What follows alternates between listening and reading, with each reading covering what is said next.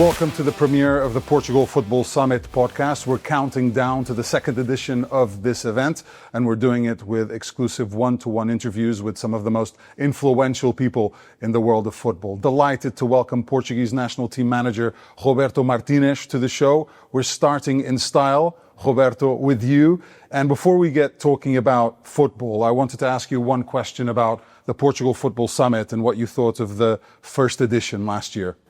Well, thank you, Pedro. I think always in football is always difficult to share.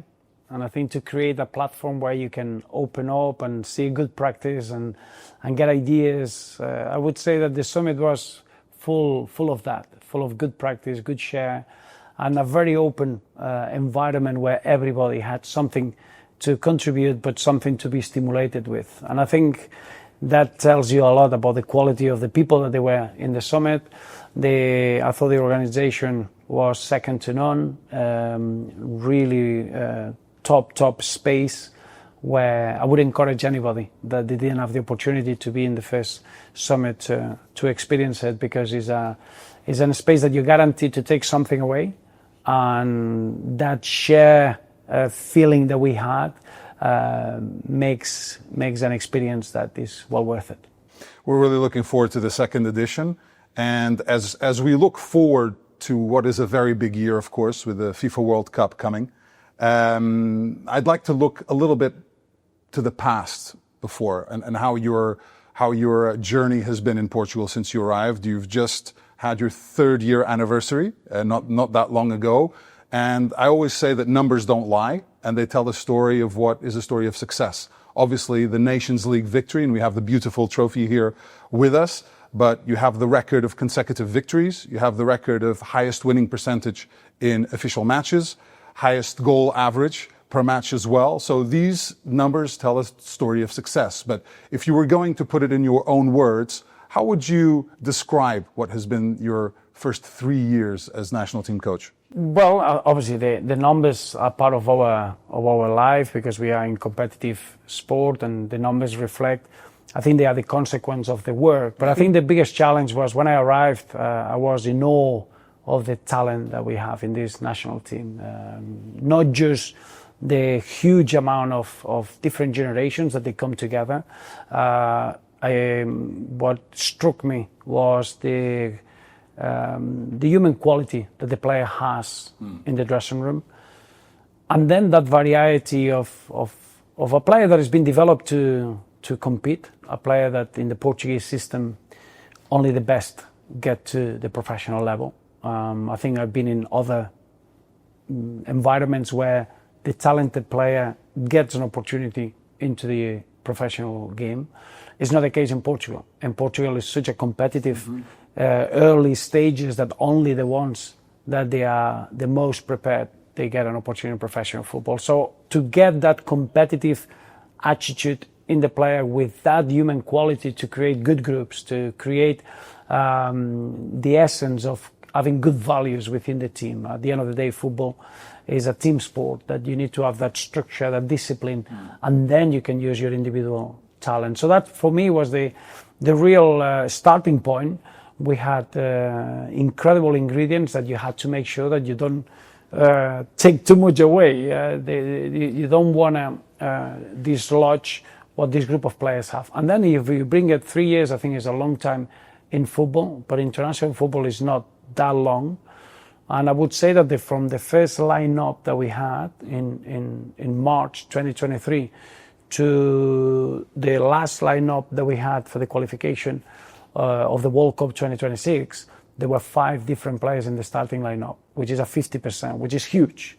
And obviously that's been probably the other challenge. Have a good equilibrium between continuity, because in international football, as you know, you lack in repetition, so you need to find repetition over the period of time. So the tactical concept, the tactical idea comes very, very clear and second to none to the players. But then you're opening that door to fresh blood, fresh talent, that they come in with a desire to make an impression.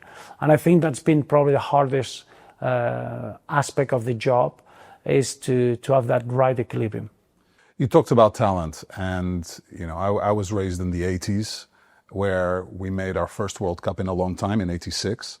Then we had to wait a long time before making another big tournament, even though we had a lot of talent always in our genes, let's say, because this is a country of football, right? But what's the difference, in your opinion, between having talent and putting that talent to work for the greater good of the team, first of all, because I think historically maybe Portugal wasn't as strong as a team as some other ones. They didn't work for each other as well as other teams did historically. What changes in that mentality, and how do you get the players sometimes to sacrifice even their personal gain for the good of the game and the good of the team and the good of a trophy? Well, I think obviously I'm Spanish, so I'm Iberian, but I'm neutral when I analyze the situation of Portuguese football and Portuguese player. I think we all appreciate good quality and the talented footballer, and I think we all have the names of the past. From obviously Eusebio is the big name, but then you have people like Joe Pinto, Luis Figo, Rui Costa, players that they were exceptional.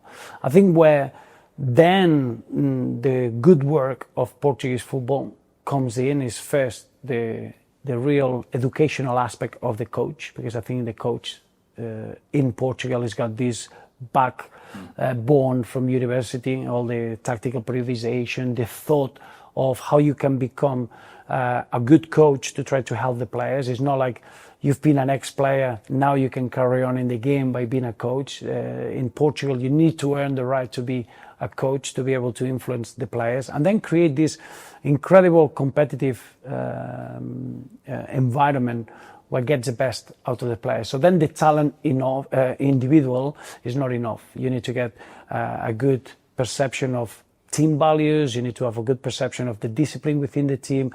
What can you do to make a winning team? And I think that shifts completely from having talented players to a real meaning of what can I do as an individual to help my team to win. And that is not one or two aspects, but when I analyze it, there is a lot of good work in the last 15 years where you got the education of the coaches, the competitive steps from the under-19s, under-17s, under-19s nationally in Portugal.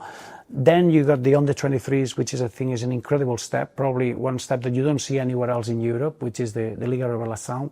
And then you got the B teams.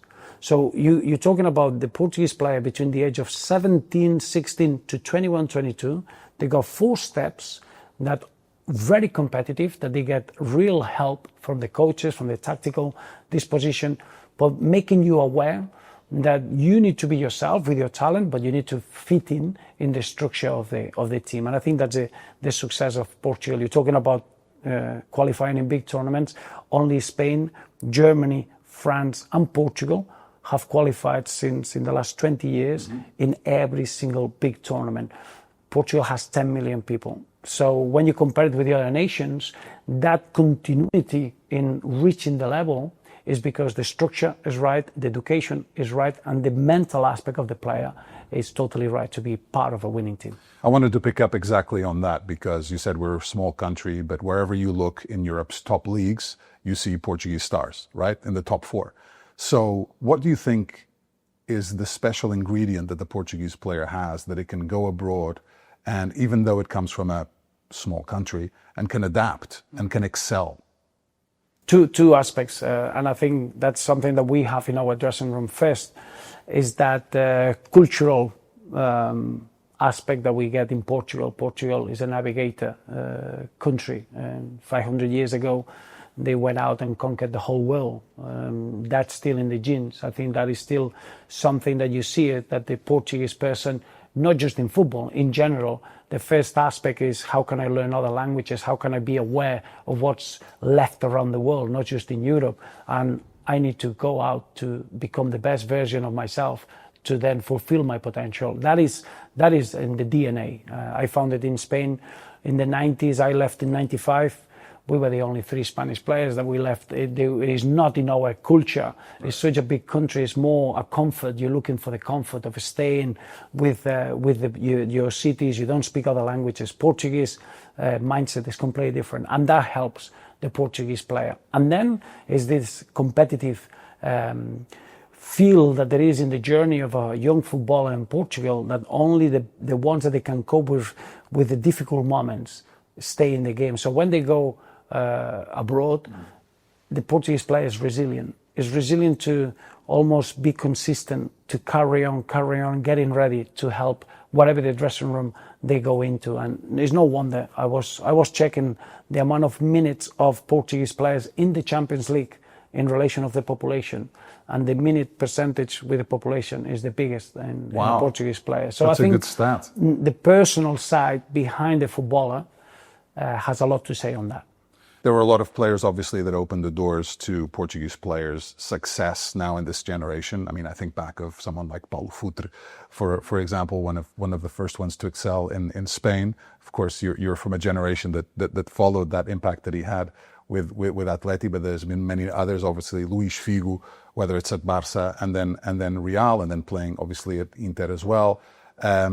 Cristiano Ronaldo opened a lot of doors for a lot of players as well with his success, and he's become the maximum kind of example of what Portuguese success through hard work and through discipline. How do you see Cristiano's role as someone who's part of the past, part of the present, and someone who you need in the immediate future as well for a big competition like the World Cup? Well, I think obviously you're talking about, we always look at the players when they are in the national team, in the dressing room. We always analyze them in the three pillars. First is what is the talent that they bring. That's their own quality that they can bring into the national team. Second is the experience.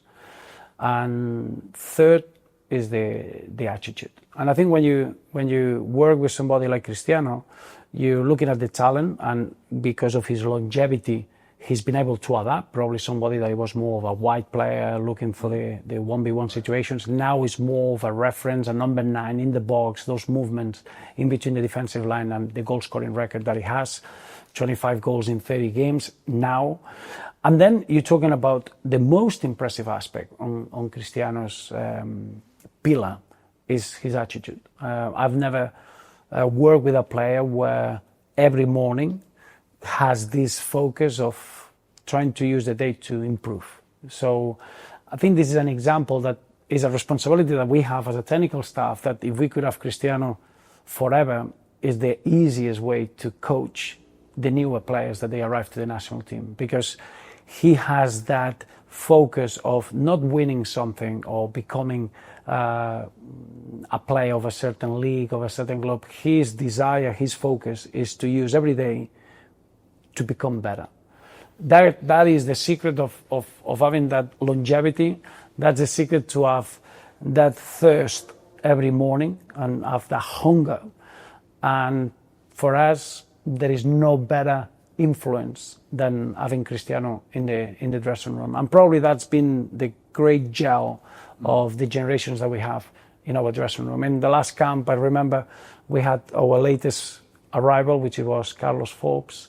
Carlos Forbes was born in 2004, which was when Cristiano made his debut with the national team. So that's how significant the longevity that he has. And his attitude makes him such a valuable piece of the present, but probably the future, because the way he's stimulating this generation. I've had the privilege of knowing Cristiano for the best part of over 20 years, and something that always characterized him was really the will to work to win and be the best on a day-to-day basis. And you still see that now. He won the Euro with Portugal, won the Nations League twice, won the Champions League obviously multiple times as well. I think the only thing that's missing is the World Cup. When you talk about that with him, and when you talk about that with your staff, how much pressure do you put on yourselves to be successful and to help Cristiano win it, not for him, win it for Portugal, but to kind of give Portugal and give their greatest ever player this trophy that's missing? Well, I think that's what's important, is try to bring those general reflections that they say, okay, winning a World Cup, making it to in a very pragmatic journey. You cannot hope to go to a tournament and hope to win the tournament. It doesn't happen like that. Cristiano Ronaldo is going to be the greatest ever player, in one of the greatest ever in the history of the game, but the greatest ever player in Portuguese history, winning or not winning the World Cup. I think what's important for us is that we need to know how can we have the best possible chance to try to challenge for the World Cup? And that's analyzing our standards and constantly trying to improve. And that's the way that very specifically every day gives you a chance to face a certain opposition, the same way that we did with the Nations League. What can you do when you go 1-0 down against Germany, in Germany, to be able to win that game? What can you do when you play against Spain, when you never beat them in a final? How can you be going twice in behind and having that know-how of what's needed to do? And I think that's bringing all of that to where we are now. We got a very clear process. The only thing we've earned is 3 games, a group phase. I've never seen a team that arrives to a tournament being champions. That doesn't happen, especially now. Is what you become after those 3 games.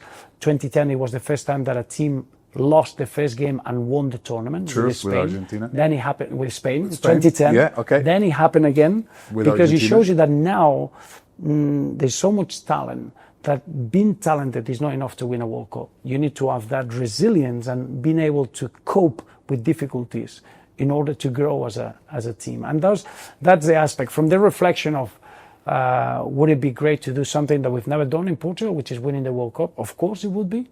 But you don't stay in that reflection. You go very pragmatic. Okay, well, what does it mean for everybody in order to have a good chance to compete?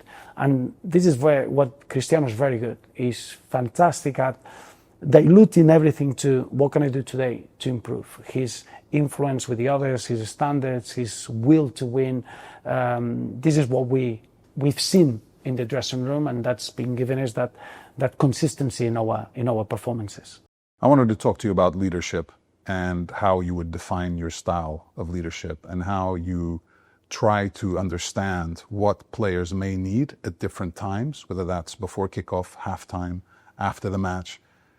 How would you describe Roberto Martínez's leadership style in a dressing room?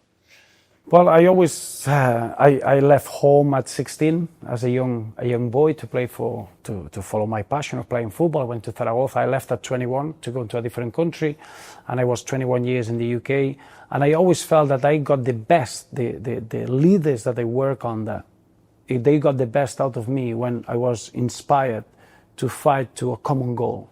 I was never at my best when I was led by punishment or dictatorship or being told what to do. So I'm probably a victim of my journey and my experience as a decision maker. I don't like to use the word leader, because leader, you need to earn the respect to be people that they follow you. But as a decision maker, I lead by aspiration. So if you find a common ground, something that you want to achieve together, then it's very easy to guide it. When you got a group of people that they only do what the decision makers say, when he turns his back, the group doesn't follow the standards that you should have. And I think we got very common ground. I found when I arrived in the dressing room of Portugal that this team or these people love playing for the national team. They got probably the Cidade de Football started that feeling when they got in the youth teams, in under 19s, under 21s. The feeling is winning something with the national team. And probably then that common ground, my leadership style, if you want, is through aspiration. What can we do during 24 hours a day that will help us to reach that goal? How difficult is it these days to keep players motivated all the time? And I wanted to maybe delve into how much the football player has changed since you played. And obviously technology has had a huge part to play. And when I say technology, I mean mobile phones, mostly in the dressing room. They're part of our lives, whether we like it or not, right? Yeah. And attention to detail, attention generally are really important to follow instructions and to be part of a team. So how do you keep players motivated, and how do you keep them engaged, even with all the distractions that may be going on? And how much have you seen that kind of dressing room culture change during your lifetime? Hugely. I think I know that you won't like this, Pedro, but I don't believe in motivation. I don't believe that to build a high performance team or elite team, you can be based on a feeling. Motivation You can be very motivated one day, then the next day you're not motivated. A player that it doesn't start in the starting 11, the motivation levels will go down. I don't believe in motivation. I believe in commitment. Players can be measured on commitment. If you commit to something, it could be days that you are very motivated, other days that you're not motivated, but you still always been an asset to your team. If you start a training session at 9 o'clock and you are there at 8:59, you're committed. Maybe you're not motivated, or maybe you're very motivated, but if you're there at 9:01 very motivated, it doesn't help the work in the team. So I believe that we need to accept that the generation now is very different to our generation, is very different to what we had. I believe in naturality. Now everybody has a screen. It would be very stupid for us to try to have some behavior together that we cannot use our screen when the players normally use a screen, and all of us most of the day. I think is using those platforms now to pass communication, to pass information. Sometimes you can use it with clips, and then the technology comes in. I think that's the biggest shift. When I started, we were, as a coach in 2007, we were desperate for information. We were always, can we get this recording? Can we get this information? Everything was about getting information. Now is the opposite. Now it's just how can you almost choose, be very selective. Now we're surrounded with stats, we're surrounded with data, and we need to be, I like to still make decisions with a lot of information, but through the gut feeling, and use data to corroborate or just to filter some sort of information. But I think the hardest thing now is to probably be selective with the amount of information that we're collecting. How do you work with your team to decide on what those key messages are for the players, using data, using video, using other accessories that you may have? Because I can imagine that as much information as you do want to give to the players, it's important to select it and to pick the most important, because you don't want to overload them. So what kind of work do you do with your staff to select them and to keep them engaged? I think that's probably one of the biggest challenges in international football is to prioritize. You got, in a club, you arrive and you got 60 sessions to prepare the first game. So you can imagine that the way to work is with a lot of information, try to work at everything. You need to be able to be synchronized, and you got 60 sessions normally in a preseason to prepare a game.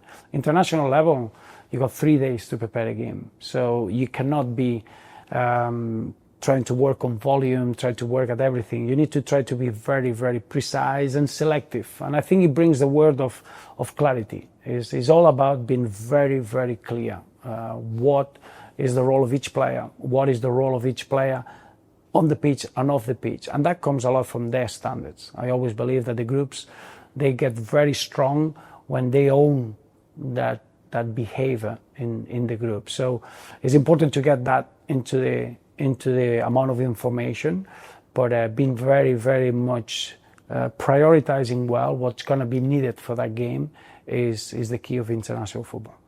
When you look at your squad, and there's so many players who've won titles for their respective clubs, right? And how important is that success when they come in as Champions League winners or as league winners? And how does that help you kind of make that winning culture kind of be contagious to the rest of the group? And I'm thinking obviously now most recently of Paris Saint-Germain, with several Portuguese players there, Nuno Mendes, Vitinha, Gonçalo Ramos, and João Neves.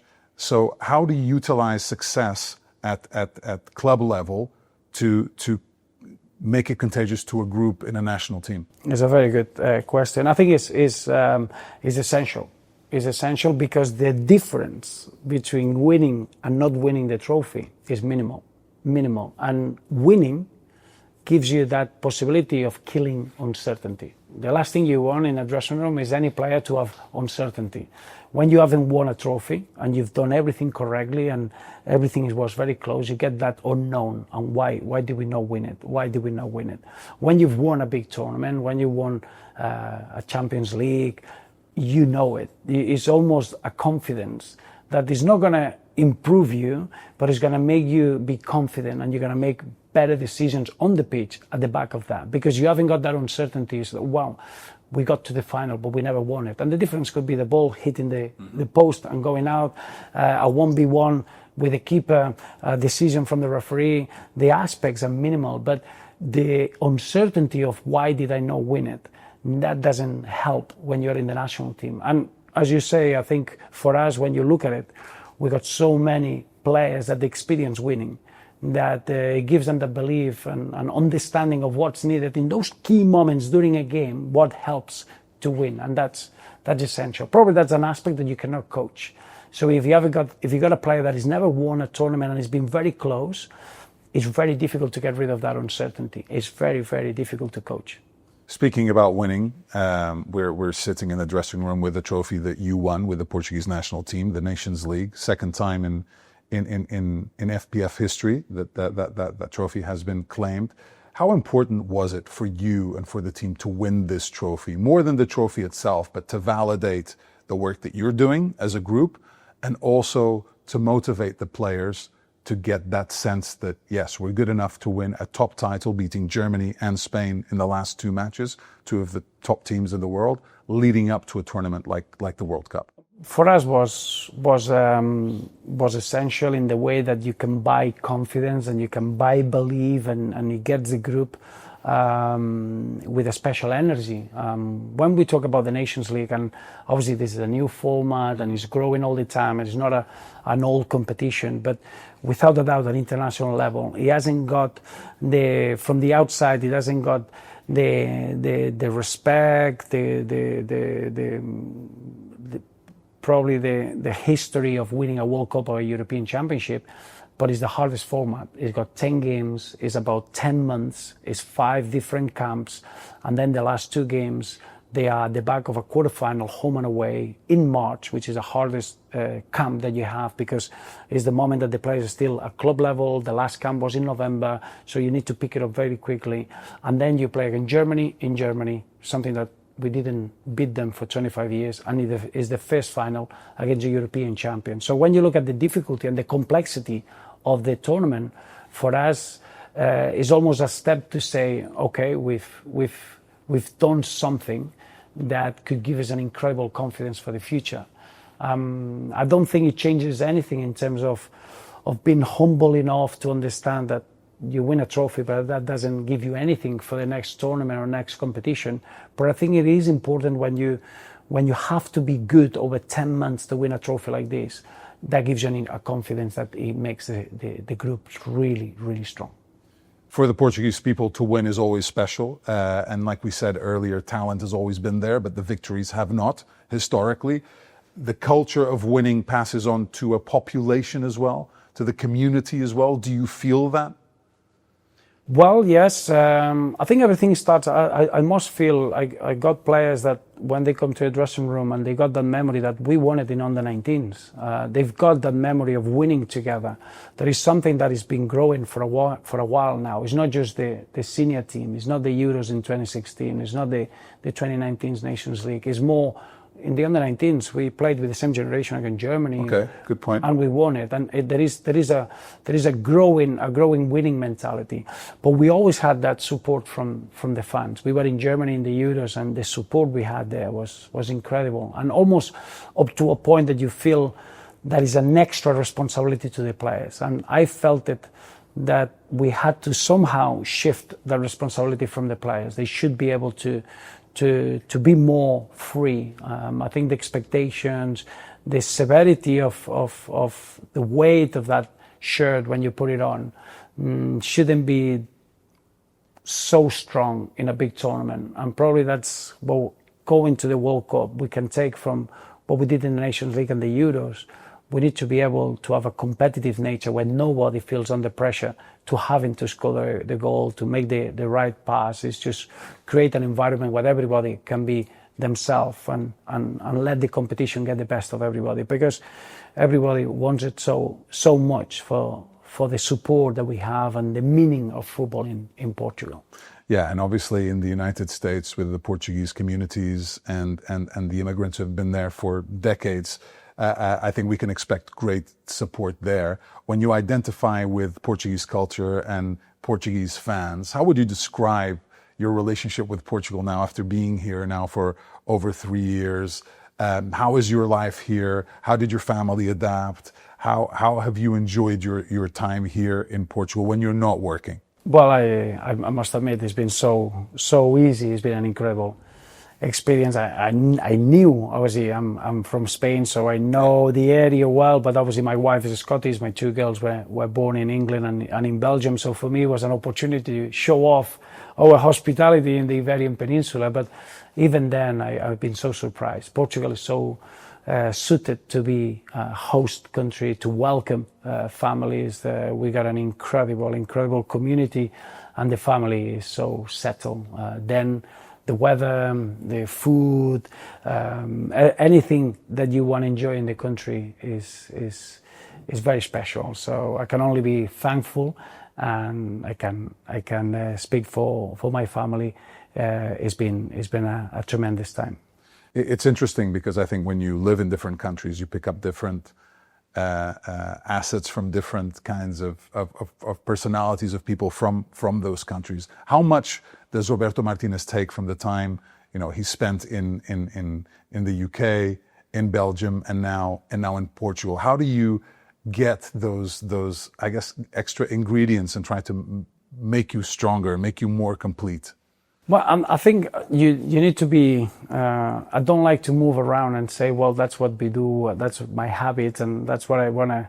It's just you create a little bit of a shelter in the country you go. I'm not. I'm a quite curious person. Probably it's just something that is in my DNA. But I enjoy opening up and discovering new cultures. Football has given me the opportunity to do that, and I find that that is a real good experience to be able to be open-minded and try things. So I love my time in Belgium. I love my time in the UK. I was fortunate enough to be in Wales, England, and Scotland.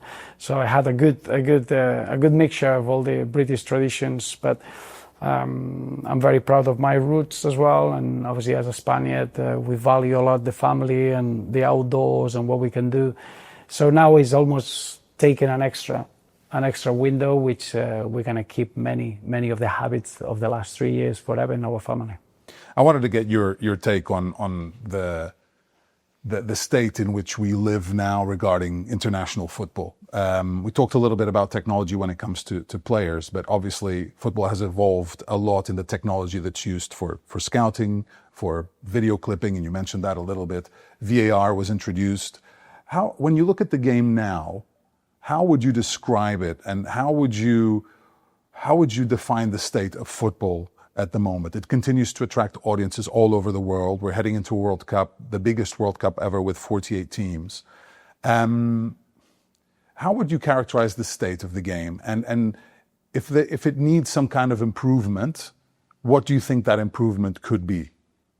I think it's fair to say that it's always.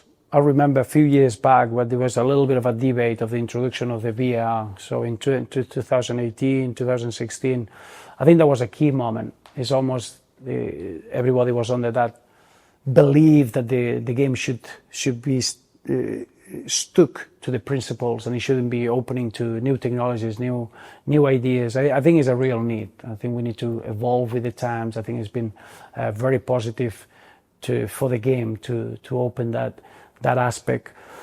Like anything, is always room to improvement. We need to get the margin right. I just see the passion. I see what the game does, and is in a great moment. The competitions internationally, the way that the game has evolved in the last 10 years, for me, has been an improvement at every level, from the conditions of the pitch to the fast movement of the ball, the way that the players become more athletes to get a faster, quicker, better decisions game, from the fans, the safety, the experience that they can get, the level of the competition in Europe, from a Champions League to all the levels from under 17 World Cup, under 20s World Cups.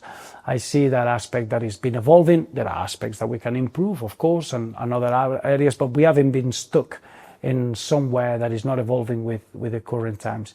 If there is one thing that is still something that nobody wants to address, and it's almost the white elephant in the room, is that how we're going to give that break for the players between seasons. And it's never been easy to link the responsibilities with the club and international football, they'll never go hand by hand, but they do form a very huge priority for the player's career. A player needs to play in a club, but his dream, or the reason why a player, him or she, plays football is because that engagement with that World Cup, that memory, that international football, representing your nation, and that is part of the career of a player. And I feel now nobody knows how long is going to be the resting period between seasons, and that's something that needs to be solved. It's about the stakeholders sitting down and finding a way, because there is a way.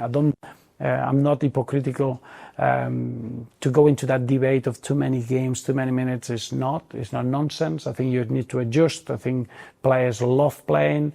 You need to adjust what you do between the games, but the player needs a break of 3-4 weeks ideally, but if it's not, it's 3 weeks where everybody in the player's family, they know and they can plan and they can adjust the family dynamics and the family life about that break that is going to regenerate the body and get ready for the next season. I do think that that's something that needs to be solved quicker than later. It's not easy though. There's so many different stakeholders, right? So many different interests, and there's always a need to try to make, I don't want to say more money out of the game, but there are a lot of commercial interests that are there. Nobody wants to give up, whether that's less league games, less cup games, less national team games domestically as well, right? Nobody wants to give in, but everybody should give in. The conversation should come from a position of the player. This is not a question of is the club competitions or the domestic competitions or the international competitions the ones that they win. This is not a fight to win. This is somebody that is going to set what a player needs is a break of 3-4 weeks. That's it. How you're going to do it then is a compromise. Everybody has to compromise. If you have to move dates, nobody needs to lose games. There's no need to lose games. Now we're going to see it next year, the windows, the international windows, they don't lose games, but they lose a window. So it's going to be 4 windows. That is 1 window of 4 games. That is a way to adjust.